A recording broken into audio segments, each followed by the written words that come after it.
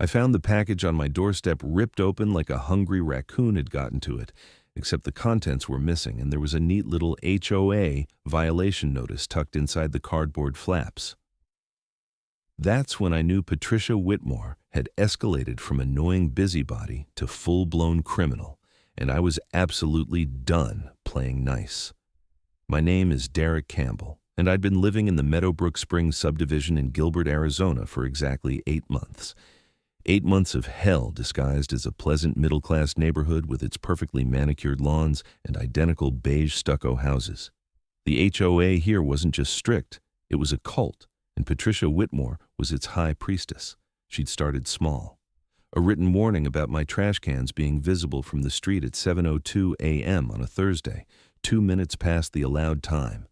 A $50 fine because my front door wreath was burgundy instead of the approved seasonal colors. Another $100 fine when I planted roses that were apparently the wrong shade of red, according to the HOA's landscape guidelines, which read like a pharmaceutical insert with all its subsections and asterisks. But this was different. This was federal. I picked up the shredded Amazon box and the violation notice, my hands shaking with rage. The notice stated that I had violated Section 12.4.7 of the HOA bylaws by receiving packages that created visual clutter on my front porch. The recommended solution was to have all packages delivered to the HOA office for pickup during their limited hours of Tuesday and Thursday from 2 p.m. to 4 p.m., which was absolutely insane considering I worked until 5:30. Inside that package had been a birthday gift from my girlfriend, Felicia Carmichael. A vintage necklace I'd spent 2 weeks hunting down on various sites. Now it was gone, and I had a sinking feeling about where it might have ended up. I stormed over to Patricia's house 3 doors down. Her lawn was, of course, immaculate. Her white shutters gleamed in the Arizona sun. A little wooden sign near her door proclaimed, HOA President Patricia Whitmore making Meadowbrook Springs beautiful since 2019. I rang the doorbell 4 times in rapid succession. Patricia opened the door wearing a cream-colored cardigan despite it being 85 degrees outside. Her blonde hair was styled in that classic Karren cut, shorter in the back, longer in the front. She looked at me over her reading glasses with an expression of practiced disapproval. Derek, this is quite aggressive doorbell ringing. I could cite you for creating a disturbance.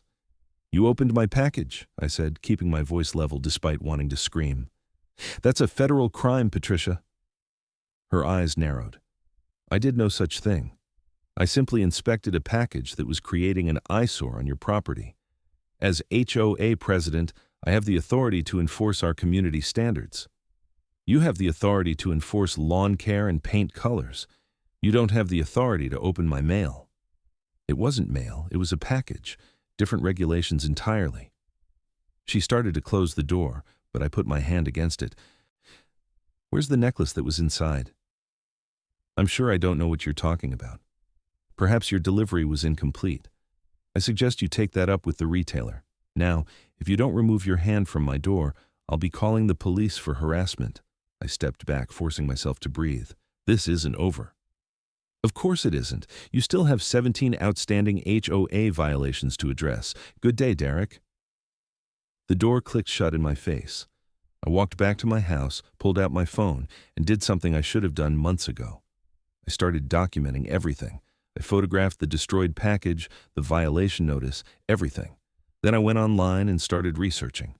Turned out, tampering with mail and packages was indeed a federal offense, enforced by the United States Postal Inspection Service. I'd heard of them vaguely, but never realized they were essentially federal agents with full law enforcement authority. They investigated mail theft, mail fraud, and any crimes involving the postal system. The next morning, Saturday, I was drinking coffee on my front porch when I saw Patricia making her rounds. She did this every weekend, walking the neighborhood with a clipboard, documenting violations. She stopped in front of the Martinez house and took a photo of their slightly overgrown hedge. Then she moved to the Henderson place and wrote something down about their decorative garden gnome. When she reached my house, she didn't even look at me, just snapped a photo of my mailbox, my completely regulation, HOA-approved black mailbox that was identical to everyone else's on the street. "What's wrong with my mailbox?" I called out. "It's dirty," she said without looking up from her clipboard. Section 8.2.3 requires all mailboxes to be maintained in pristine condition. This will be a $25 fine. It has some dust on it. We live in Arizona. Should have thought about that before moving here. HOA standards don't bend for geography. She walked away, and I noticed she stopped at my mailbox. She opened it, pulled out the few pieces of mail inside, and flipped through them right there on the street. She took one envelope, looked at it carefully, then put everything back. My jaw dropped. She'd just done it again, right in front of me. I grabbed my phone and called out, "Patricia, what are you doing?" She turned, completely unbothered. "Checking for HOA correspondence. Sometimes residents ignore our notices, so I verified they're receiving them. You can't just open my mailbox whenever you want. It's not locked. And as HOA president, I have a duty to ensure proper communication with residents. It's in the bylaws, section 3.1.2. The bylaws don't override federal law." She gave me that condescending smile that made my blood pressure spike. "Oh, Derek, you really should read the fine print. When you purchased your home here, you agreed to HOA inspections, which include ensuring proper mail delivery. We had several cases where residents claimed they never received violation notices. This is simply due diligence." She walked away, and I immediately went inside and called the Postal Service. After navigating through an automated menu for 15 minutes, I finally reached a human who listened to my complaint with what sounded like practiced boredom. "So, this HOA person opened your mailbox?" "Yes, and she's done it multiple times. She also opened a package and the contents are missing." "Was this through USPS?" "Amazon, but delivered by USPS." "Okay, and do you have evidence of the tampering?" "I have the destroyed package, the violation notice she left, and I just watched her go through my mail 5 minutes ago." There was typing on the other end. "Sir, I'm going to transfer you to the Postal Inspection Service. What you're describing is mail tampering, and they handle those investigations." My call was transferred, and this time the person who answered had an entirely different energy. Professional, serious, immediately interested. "Postal Inspection Service, this is Inspector Rodriguez. How can I help you?" I explained everything again, this time with more detail. The package, the violation notices, watching Patricia go through my mail that very morning. Inspector Rodriguez asked pointed questions about frequency, whether other neighbors had similar issues, and whether I had any documentation. "I have photos of the destroyed package and the violation notice she left. I can get you video of her opening my mailbox if she does it again." "Don't confront her or tip her off that you're documenting this," Rodriguez said. "Do you have a doorbell camera or security system?" "No, but I can get one." "Do that. Get one that covers your mailbox clearly. If she's doing this regularly, she'll do it again. Document everything, but don't engage with her about the mail specifically. Can you tell me more about this HOA and how long this has been going on?" I spent the next 20 minutes detailing life under Patricia's reign of terror. The constant violations, the excessive fines, the way she seemed to target certain residents more than others.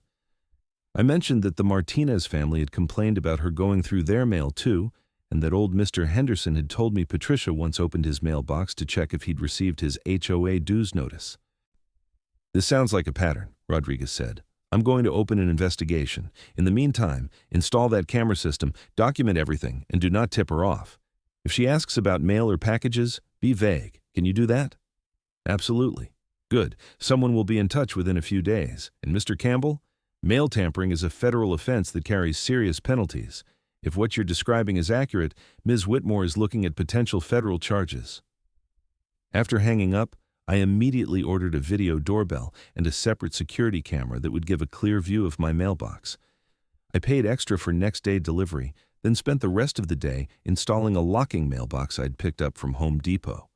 It was one of those heavy-duty ones that required a key to access. Sunday morning, I was proven right about Patricia's nosiness. My new doorbell camera, which I'd installed late Saturday night, captured her approaching my mailbox at 7:15 a.m. She tried to open it, found it locked, and stood there for a solid minute yanking on it with increasing frustration. Then she pulled out her phone and took several photos of the locked mailbox before marching back toward her house. By 9 a.m., there was a violation notice on my door. "Unauthorized mailbox modification, $200 fine." All mailbox changes must be pre-approved by the HOA Architectural Committee. You have 48 hours to restore the original mailbox or face additional daily fines. I photographed the notice and sent it to Inspector Rodriguez via the email address he'd provided. His response came within an hour. Perfect. Don't remove the locked mailbox. Let her escalate. Monday morning, I left for work at my usual time, 7:45 a.m. I worked as a project manager for a construction software company in downtown Phoenix, about a 30-minute drive from Gilbert. All day I kept checking my doorbell camera app on my phone. At 11:23 a.m., Patricia appeared. She spent a few minutes trying my mailbox again, then did something I didn't expect. She pulled out a key ring with what looked like dozens of keys and started trying them in my mailbox lock. It took her about 20 attempts, but she found one that worked. She opened my mailbox, removed all the contents, and walked away with my mail in her hand. I immediately called Inspector Rodriguez. She just opened my locked mailbox, I said, watching the footage again on my phone. She had a key that worked. She took all my mail. You have this on video? Crystal clear. Don't go home yet. Forward me that video right now. What time do you normally get home from work? Around 5:45. Perfect. Go home at your normal time. Check your mailbox. When you realize your mail is missing, call the Postal Service to report it and mention you have video. That creates an official report. I'll take it from there. I did exactly as instructed. The afternoon at work dragged on forever. I couldn't focus on anything, just kept replaying the video of Patricia systematically trying keys until she found one that worked. How many mailboxes had she done this to? How long had this been going on? At 5:45, I pulled into my driveway and made a show of checking my mailbox. Empty. I pulled out my phone and called the Postal Service customer service line, explaining that my mail appeared to be missing and I had video of someone removing it from my mailbox. The representative took my information and said someone would follow up. I sent the video to the email address she provided, as well as forwarding it again to Inspector Rodriguez. Tuesday morning, I worked from home. My boss was understanding when I explained I was dealing with a legal situation and needed to be available. Around 10 a.m., my doorbell rang. A woman in her 40s stood on my porch, wearing business casual attire and carrying a badge. Mr. Campbell? I'm Inspector Janet Rivera with the Postal Inspection Service. May I come in? I let her in, and she spent the next hour reviewing all my documentation. The destroyed package, every violation notice Patricia had ever given me, the videos from my doorbell camera showing her accessing my mailbox repeatedly, including the footage of her trying dozens of keys. This is substantial, Rivera said, making notes on her tablet. How many other residents have mentioned similar issues? At least 3 that I know of personally. The Martinez family, Mr. Henderson, and I've heard rumors about others. Would they be willing to speak with me? I can ask. Rivera gave me her card. Have them contact me directly. The more evidence we have of a pattern, the stronger the case. In the meantime, I need to verify some details with the Postal Service and review mail handling procedures. Don't be surprised if Ms. Whitmore receives a visit very soon. After Rivera left, I walked over to Carlos Martinez's house.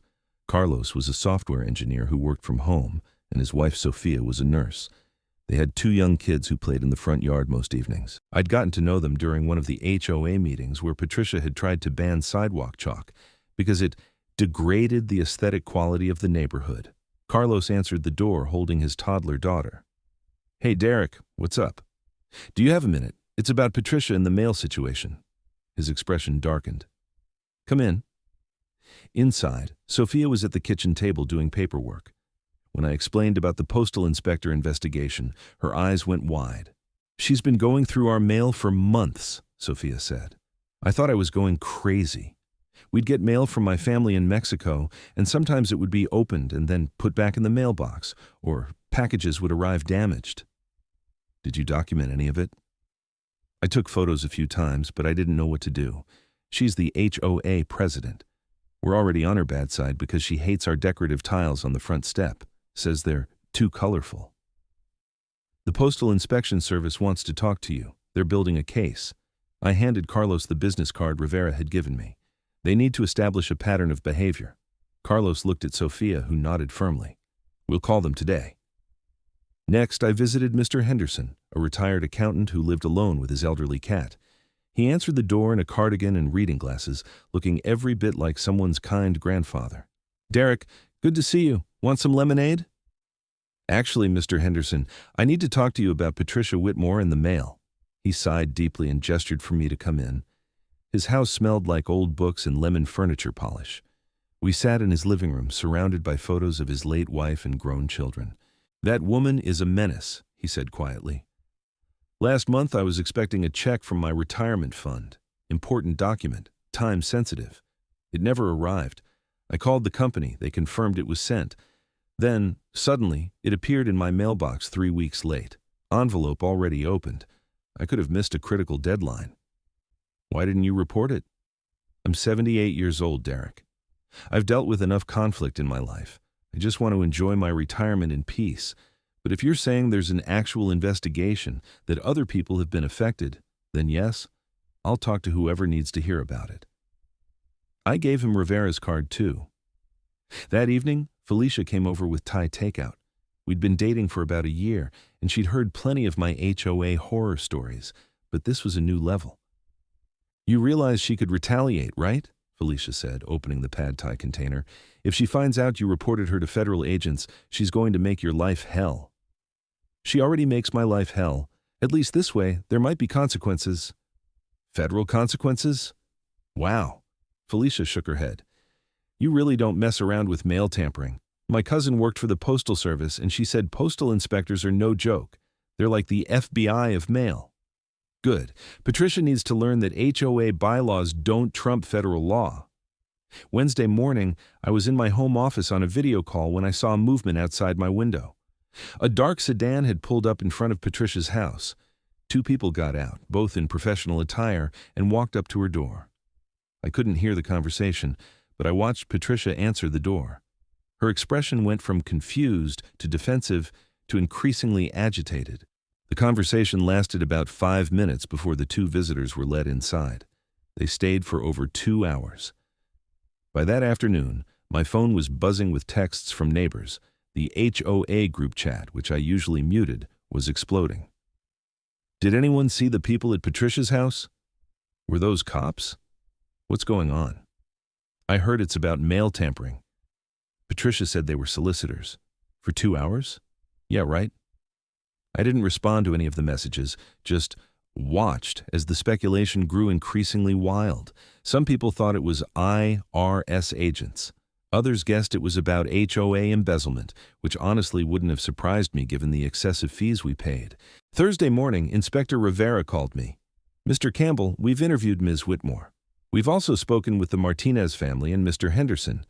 I need you to know that we're moving forward with this investigation, and it's very likely to result in federal charges." "What did she say when you interviewed her?" "Initially, she denied everything. Then when we showed her the video evidence, she claimed she had authority under the HOA bylaws to access resident mailboxes for quality control and communication verification purposes. We explained that HOA bylaws cannot supersede federal law regarding mail tampering. She became quite defensive. Did she admit to opening my package? She admitted to inspecting it, but claims she didn't remove any contents. However, we've obtained warrant approval to search her residence. That will happen tomorrow morning." "You're searching her house?"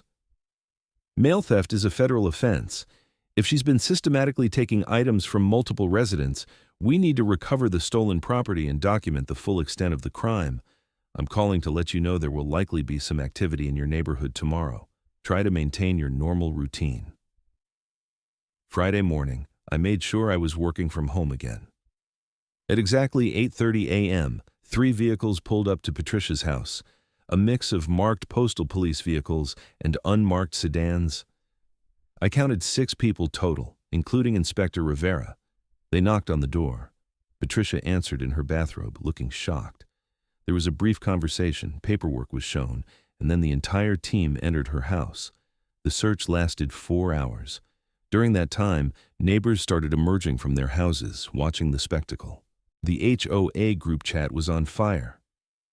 "They're searching Patricia's house. What did she do? I knew she was sketchy. This is insane. Is she being arrested?" Around 12:30 p.m., the team started carrying out boxes. Lots of boxes. I could see items being photographed and documented before being loaded into the vehicles. Then, I saw something that made my stomach drop. One of the agents was carrying out my girlfriend's necklace in an evidence bag. Patricia had kept it, probably planning to sell it or give it away. At 1:15 p.m., Patricia emerged from her house in handcuffs. She was crying, makeup running down her face, still in her bathrobe. Inspector Rivera guided her into one of the vehicles. Several neighbors had their phones out, recording everything. After the vehicles drove away, Rivera came over to my house. "We found extensive evidence of mail theft and tampering," she said, standing on my porch. Ms. Whitmore had a collection of open packages, various items taken from resident mail, and detailed logs of when she accessed different mailboxes. She's been doing this systematically for at least 2 years. Logs? She kept records? Very detailed ones. She apparently believed she was within her rights as HOA president. The logs document inspections of over 40 different mailboxes in this neighborhood, multiple times per week in some cases. She also had a master key collection that could open most standard mailbox locks. What happens now? She's been arrested on federal charges of mail theft and mail tampering. Given the extent of the crimes and the number of victims, she's looking at significant prison time. The U.S. Attorney's Office will be prosecuting. You and the other victims will be contacted about returning your stolen property and providing victim impact statements. Will I get my girlfriend's necklace back? Yes, after it's processed as evidence. We photographed everything. You should have it back within a few weeks. After Rivera left, I sat on my porch, watching neighbors cluster in small groups, whispering and pointing at Patricia's house. Carlos and Sophia walked over. "Did you see that?" Sophia asked, her eyes wide. They carried out so many boxes. What was in there? Stolen mail and packages. Apparently she's been doing this for years. Years? Carlos shook his head. How did no one catch her before? Because she convinced everyone she had authority, that the HOA bylaws gave her the right to access our mailboxes. Most people just accepted it. Well, not anymore, Sophia said with satisfaction. She's going to prison for this, isn't she? Federal prison, according to the inspector. The weekend was surreal. Patricia's house stood empty, the lights off, her perfect lawn suddenly looking neglected without her obsessive maintenance. The HOA group chat had transformed from a tool of Patricia's enforcement to a forum for people sharing their own stories of mail tampering. Jennifer, who lived on the next street over, posted that she'd been missing birthday cards from her grandmother for months. They always contained cash, and her grandmother had insisted she'd sent them. Now she knew Patricia had been stealing them. Marcus, a guy who worked night shifts at a hospital, talked about important medical documents that had gone missing, causing him problems with his insurance. He'd blamed the Postal Service, but now realized Patricia must have taken them. More than 30 residents came forward with stories of missing mail, opened packages, and invaded privacy. By Monday, a lawyer had posted in the HOA group chat offering to represent residents in a class action lawsuit against Patricia personally and potentially the HOA for negligent oversight. 20 people signed up immediately. The next HOA meeting, scheduled for that Tuesday evening, was going to be a disaster. The entire board consisted of Patricia and 2 other people who basically rubber-stamped whatever she wanted. I'd never gone to one before, preferring to just pay the fines and avoid the drama, but this time I marked my calendar. The meeting was held in the community clubhouse, a beige building with fluorescent lighting that matched the depressing tone of most HOA gatherings. Usually, these meetings had maybe 5 residents in attendance. Tonight, over 60 people showed up. The vice president, a nervous man named Gary who looked like he'd rather be anywhere else, stood at the front with Patricia's clipboard. So, I guess we all know that Patricia is dealing with some legal issues. In her absence, I'll be chairing tonight's meeting. Where is she? Someone shouted. She's been detained pending trial. The HOA board has retained legal counsel to navigate this situation. Did the board know she was stealing our mail? Jennifer called out.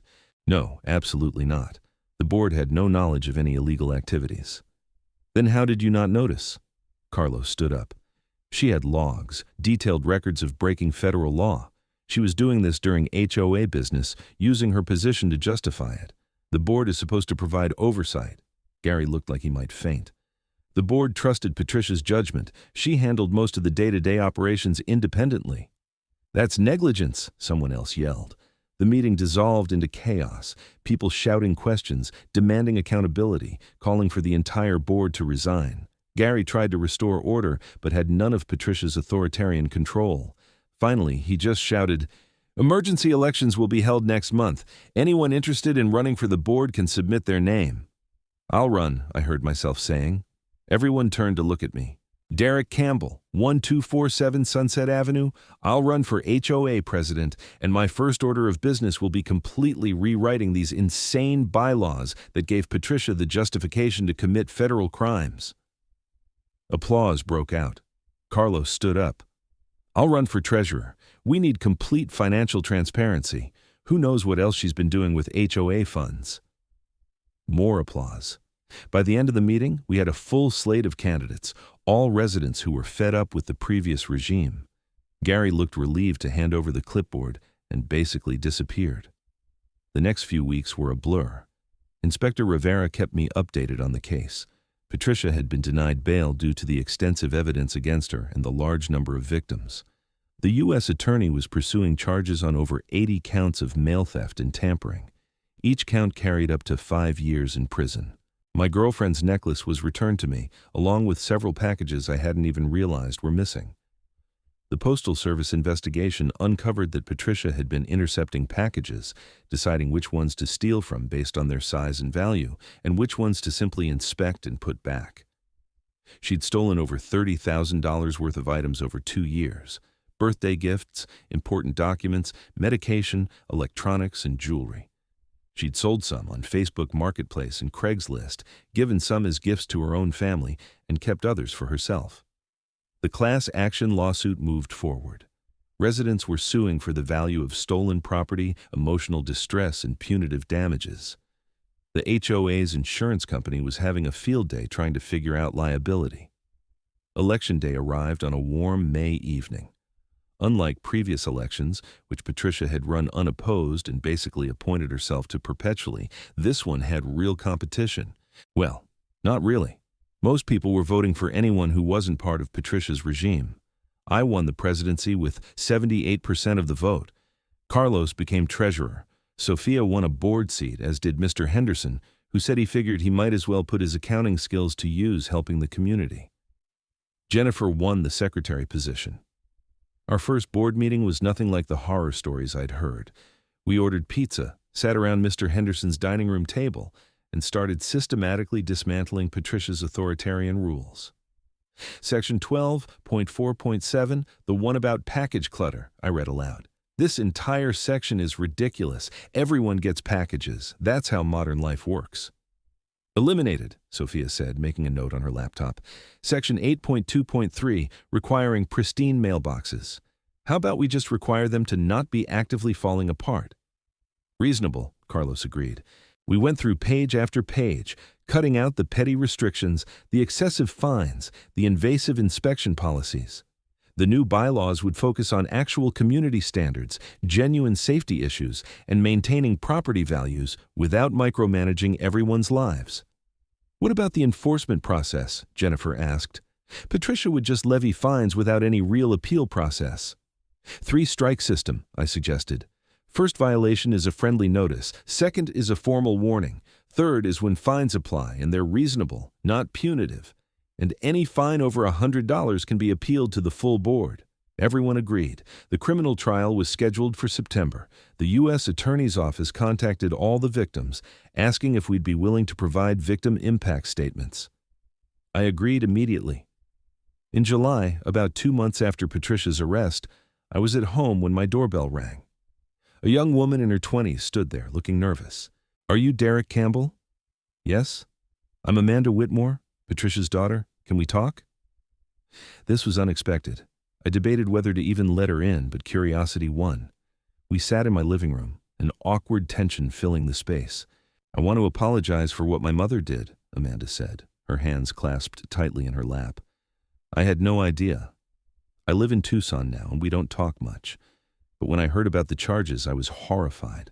I wanted you to know that not everyone in my family thinks what she did was okay. Your mother seems to think she was completely within her rights. My mother has always been controlling. Growing up, she monitored everything, my mail, my phone calls, my friends. She convinced herself it was protection, but it was really just about control. When she became HOA president, I joked that she'd finally found her calling. I didn't realize how far she'd take it. She stole from dozens of people, important things, medications, legal documents, gifts from family members. I know. Amanda's eyes welled up. I've been reading the court documents. It's awful. She kept insisting to our family that she was just doing her job, that the HOA authorized her to check mail for community safety or something. But seeing the evidence, the logs she kept, the things she took, there's no justification. So why are you here? Because I want you to know that if you're providing a victim impact statement at her trial, you should. Don't hold back because you feel bad for her family. She needs to face real consequences. Maybe that's the only thing that will make her understand what she did was wrong. After Amanda left, I felt a strange mix of emotions. Anger at Patricia, but also sadness for her family dealing with the fallout. Felicia came over that evening, and I told her about the visit. That took guts, Felicia said. Reaching out to one of her mother's victims. She must be horrified. She said her mom has always been controlling. I wonder if the HOA presidency just gave her an outlet for behavior that was always there. Probably. But having a personality flaw doesn't excuse federal crimes. She made choices, lots of them, over years. She kept logs, Derek. She knew what she was doing was deliberate. The summer passed with the new HOA board actually functioning like a normal governing body. We handled legitimate issues, someone's fence that was actually falling down and needed repair, a streetlight that was out, organizing a neighborhood cleanup day. People actually seemed to like living in Meadowbrook Springs again. Kids played outside without fear of Patricia documenting violations. Residents decorated their homes with personal touches. Carlos and Sophia put up beautiful string lights on their patio. Mr. Henderson planted a flower garden with colors that actually brought him joy instead of matching some arbitrary palette. September arrived, and with it, Patricia's trial. The U.S. Attorney's Office had offered her a plea deal, 20 counts of mail theft, 10 years in federal prison with possibility of parole after 7. She refused, insisting she would be vindicated at trial. The trial lasted 3 weeks. I attended several days, sitting in the courtroom watching prosecutors present mountains of evidence. The videos of Patricia accessing mailboxes, her detailed logs, the recovered stolen items, testimony from over 20 victims. Patricia's defense attorney tried to argue that she had genuinely believed she had authority under the HOA bylaws, that there was no criminal intent. But the prosecution demolished that argument by showing her logs. She'd specifically targeted packages that looked valuable. She'd avoided taking from certain residents who were lawyers or in law enforcement. She'd sold stolen items for profit. This wasn't a misunderstanding. This was calculated theft. I provided my victim impact statement on the 14th day of the trial. Standing in front of the judge, the jury, and Patricia herself, I explained how her actions had made me feel violated and unsafe in my own home. How the package she'd stolen had contained an irreplaceable gift. How I'd installed locks and cameras and fundamentally changed how I lived because I couldn't trust my own HOA president to respect federal law. The defendant spent 2 years systematically invading the privacy of her neighbors, I said, reading from my prepared statement. She used her position of authority to justify criminal behavior. She showed no remorse, kept detailed records of her crimes, and when caught, still insisted she had the right to do what she did. That's not a mistake. That's not a misunderstanding. That's someone who believes they're above the law. Carlos and Sophia gave statements. Mr. Henderson gave a particularly powerful one, describing how the stress of missing financial documents had affected his health, causing anxiety and sleepless nights at his age. Jennifer testified about the birthday cards from her grandmother, cash meant to help with bills, stolen repeatedly. My grandmother is 93, she said, crying. She kept sending cards, and I thought maybe she was getting confused about actually mailing them. I questioned her memory to her face. Now I know Patricia was stealing them. I can't get back that trust I damaged with my grandmother. The jury deliberated for 6 hours. They found Patricia guilty on 78 counts of mail theft and mail tampering. Sentencing was scheduled for November. The judge could impose up to 5 years per count, though they would likely run concurrently rather than consecutively. Still, Patricia was looking at serious prison time. In October, Patricia's attorney filed a motion for a reduced sentence based on her age. She was 56, her lack of prior criminal history, and her service to the community as HOA president. The prosecutor's response brief was scathing, pointing out that her HOA service was the vehicle through which she committed her crimes, and that targeting elderly residents like Mr. Henderson warranted enhanced sentencing, not leniency. Sentencing day arrived on November 12th. The courtroom was packed with residents from Meadowbrook Springs. The judge, a stern woman in her 60s named Judge Richardson, reviewed the pre-sentencing reports and victim impact statements. "Ms. Whitmore," Judge Richardson said, looking over her glasses at Patricia, who stood in an orange jumpsuit, looking diminished and pale. "You held a position of trust in your community. Your neighbors elected you to lead the homeowners association, to protect their interests and maintain their neighborhood. Instead, you used that position to commit systematic federal crimes against the very people who trusted you." Patricia's attorney stood. "Your Honor, my client deeply regrets her actions, and—" "Your client has shown no remorse," Judge Richardson interrupted. "She has maintained throughout this process that she had authority to access resident mailboxes. Even after being shown the video evidence, the logs she herself kept, the testimony of dozens of victims, she continues to insist she was within her rights. That demonstrates a fundamental inability to accept responsibility." The judge continued, "Mail theft is not a minor crime. The United States postal system depends on trust. When that trust is violated, it affects everyone. But what makes this case particularly egregious is the systematic nature of the crimes and the exploitation of a position of authority." Judge Richardson sentenced Patricia to 12 years in federal prison on the mail theft charges and 8 years on the tampering charges to run concurrently. With good behavior, she might be eligible for parole after 9 years. Patricia collapsed in her chair, sobbing. Her attorney caught her, but there was nothing more to be done. The bailiff led her away. Outside the courthouse, several of us stood in the November sunshine, processing what had just happened. 12 years, Sophia said quietly. She'll be almost 70 when she gets out. She stole from elderly people, from families, from everyone, Carlos said. She terrorized the neighborhood for years. This isn't just about the mail. No, I agreed. It's about someone who thought rules didn't apply to them, that their authority meant they could do whatever they wanted. Mr. Henderson, leaning on his cane, nodded slowly. In my 78 years, I've learned that the people who are most obsessed with enforcing rules on others are often the ones who think they're exempt from them. Patricia believed she was improving the neighborhood with her restrictions, but she was really just feeding her need for control. We walked to a nearby diner and had lunch together, a strange celebration mixed with the somber reality of watching someone be sentenced to prison. But there was relief, too. The nightmare was over. Back in Meadowbrook Springs, life continued to improve. The new HOA board kept things running smoothly without the oppressive atmosphere. We actually had community events that people wanted to attend. A 4th of July barbecue, a Halloween decoration contest that encouraged creativity rather than restricting it, and plans for a holiday lights display in December. Patricia's house sat empty for months until her family finally put it on the market. The new owners, a young couple with a baby, seemed delighted to be part of the neighborhood.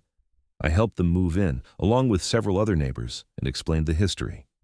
"So the previous owner is in federal prison for mail theft?" the husband, Jason, asked incredulously. "Yep, but I promise the HOA is normal now. We actually just enforce reasonable things. You know, don't let your lawn die completely. Don't paint your house neon orange, that kind of stuff." "That sounds amazingly reasonable," his wife Melissa said. "Our last HOA tried to ban wind chimes." "Patricia tried to ban those too. We got rid of that rule." Life settled into a comfortable rhythm. I continued my job in project management, but I actually enjoyed coming home now. The neighborhood felt like a community rather than a prison camp. People chatted over fences, kids played in yards, and mailboxes remained blessedly private. Felicia and I got engaged in December, and I proposed with the same necklace Patricia had stolen, finally returned after the trial concluded. It seemed fitting somehow, turning something that had been stolen and recovered into a symbol of our future. The class action lawsuit against Patricia was settled. Her insurance didn't cover intentional criminal acts, so her assets were liquidated. Her house sale went to victim compensation along with her retirement accounts and other holdings. It didn't fully compensate everyone, but it was something. The HOA also settled, with the insurance company paying out to victims based on the board's negligent oversight. They'd been so hands-off with Patricia that they'd failed to catch obvious red flags.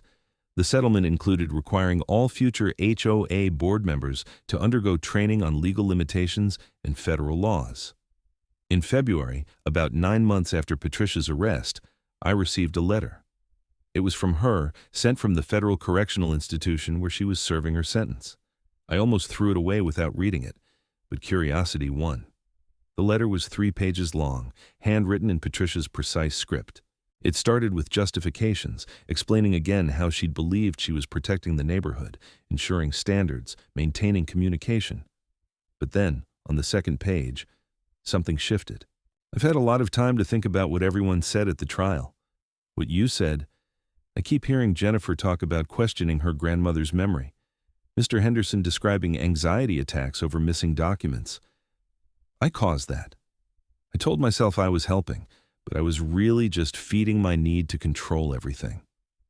My therapist here says I have issues with anxiety and control that go back to childhood. That doesn't excuse what I did, but it helps me understand why I couldn't stop, even when part of me knew it was wrong. I'm not asking for forgiveness. I don't deserve it. I just wanted you to know that I finally understand what I did. I destroyed people's sense of security in their own homes. I stole irreplaceable things. I hurt people who never did anything to me except live in the same neighborhood. I'm sorry. I know that doesn't fix anything, but I needed to say it. I showed the letter to Felicia that evening. She read it carefully, then set it down on our coffee table. Do you think she means it? Felicia asked. I think she's had 9 months in federal prison to think about nothing but what she did. Whether she truly gets it or is just telling herself a story to cope, I don't know. But at least she's not still insisting she had the right to do it. Are you going to write back? No, that chapter's closed. She's facing the consequences of her actions, and that's enough for me. The HOA board continued to thrive. We implemented new policies requiring financial audits, term limits for board positions, and regular community input sessions. Meadowbrook Springs was featured in a local Gilbert newspaper article about HOA reform, using our transformation as a case study for how associations should operate. Carlos discovered during his financial audit that Patricia had also been inflating HOA expenses and pocketing the difference, another crime that would have added years to her sentence if it had been caught during the trial. We reported it to the authorities, but the U.S. Attorney's Office decided not to pursue additional charges since she was already serving 12 years. By the time spring arrived again, marking a full year since Patricia's arrest, life felt completely different. I was planning a wedding, enjoying my job, and actually liked serving on the HOA board because we were making genuine positive changes. One Saturday afternoon, I was washing my car in the driveway when I saw the mail truck approaching. Our regular carrier, Maria, had been delivering to our neighborhood for years. She pulled up to my mailbox, deposited the mail, and waved. "Hey, Derek, how's the neighborhood doing?" "Great, Maria, no more drama." "I heard about all that mess with the HOA president. Postal inspectors don't mess around. I'm glad they caught her." "Me too. Thanks for always delivering reliably." "That's my job. And hey, thanks for respecting it. Not everyone understands how serious mail tampering is." After she drove away, I walked to my mailbox and collected the mail. Bills, a wedding planning magazine for Felicia, a coupon book, and a letter from the U.S. Attorney's Office. I opened it immediately. It was a notification that Patricia Whitmore had officially been ordered to pay restitution in the amount of $42,000 to be divided among the 78 victims of her crimes. My share would be around $500, a small portion of what she'd cost me in stress and violated privacy. But something. That evening, the HOA board met for our monthly meeting. We'd moved them from the depressing clubhouse to rotating them at board members' houses, making them more casual and accessible. Tonight we met at Jennifer's place. She'd made homemade cookies, and we sat in her backyard as the sun set over the Arizona desert, painting the sky in shades of orange and pink. "I have good news," Mr. Henderson announced. "I've been running the numbers, and with the reduced administrative costs from not constantly enforcing petty violations and printing endless violation notices, we're actually ahead financially. I'm proposing we reduce HOA dues by 15% starting next quarter." Everyone cheered. Under Patricia, the dues had been climbing steadily every year, supposedly to cover administrative costs, but really to fund her mail theft hobby and skimming operation. "Any other business?" I asked, looking around the circle. "Yeah," Sophia said. "I want to propose we use some of the budget surplus to install a real playground at the community park. Right now, it's just a grass field. Families would actually use it if we had equipment." We voted unanimously to approve the playground project. As the meeting wrapped up and we stood around chatting, Carlos pulled me aside. "You know, when you first moved here, I remember thinking you'd either leave within 6 months or become one of Patricia's enforcers. You had that exhausted look people get when they're dealing with her." "I came close to leaving, started looking at houses in other neighborhoods. I'm glad you stayed. And I'm glad you decided to fight back instead of just accepting it. A lot of people don't. They just pay the fines and suffer quietly. I got lucky that I documented everything. If I hadn't had video evidence, it would have been my word against the HOA presidents. No one would have believed me. But you did document it, and you followed through. That takes courage." Walking home that night, I thought about how much had changed in a year. A neighborhood that had felt like a prison camp was now actually a community. People who had been afraid to put up a garden gnome without checking 17 regulations were now expressing themselves freely. And all because one person had finally said enough was enough and followed through. The next month, Felicia and I got married in the Meadowbrook Springs Community Park on the grass field that would soon hold the new playground. Neighbors attended, including Carlos and Sophia with their kids, Mr. Henderson looking distinguished in a suit, Jennifer and her grandmother who'd flown in from Seattle. During the reception, Mr. Henderson gave a toast. "To Derek and Felicia. May your marriage be filled with love, laughter, and absolutely no HOA violations." Everyone laughed and raised their glasses. Later that evening, as Felicia and I danced under string lights that would have gotten us fined a year ago, I saw several neighbors checking their mailboxes, casually collecting their letters without a second thought. That simple act of trust, of knowing their mail would be private and secure, was something they'd gotten back. Patricia Whitmore had tried to control every aspect of the neighborhood, down to when trash cans could be visible and what color wreaths were acceptable. In doing so, she'd crossed a line from annoying busybody to federal criminal. And in the end, that obsessive need for control had cost her everything: her freedom, her reputation, her home, and 12 years of her life. The postal inspector had been right that day on my porch. Mail tampering was serious, federal law enforcement took it seriously, and the consequences were real. As for me, I'd learned that sometimes standing up to petty tyrants means documenting everything, knowing your rights, and being willing to follow through even when it seems easier to just pay the fine and move on. Because tyranny, even the HOA variety, thrives when good people decide it's not worth the fight. My mailbox sat at the end of my driveway, unlocked now because I didn't need a lock anymore. The community had changed. We'd elected leaders who understood that their job was to serve the neighborhood, not rule it. And every time I collected my mail without worrying about someone going through it, I was reminded that sometimes justice actually works. The story could have ended differently. Patricia could have gotten away with it for years longer if I hadn't reported her. Other residents might have continued suffering in silence. The HOA might have remained a tool of oppression instead of genuine community management. But I'd opened my mailbox that morning, found my package destroyed and contents stolen, and decided I was done. That decision, that moment of saying no more, had changed everything. Not just for me, but for 78 victims who finally got justice, and for an entire neighborhood that got its freedom back. Sometimes the biggest battles are fought over the smallest things. A mailbox, a package, a violation notice for dust on a regulation black mailbox. But those small things represent something bigger: dignity, privacy, respect, and the fundamental right to live in your own home without someone abusing power to control you. Patricia Whitmore had learned that lesson the hard way, sitting in a federal prison cell, finally understanding that HOA bylaws don't override federal law, and authority without accountability is just tyranny in a cardigan. And me? I learned that fighting back works, documentation matters, and that sometimes the most satisfying words you'll ever hear are, "A postal inspector was sitting in her kitchen."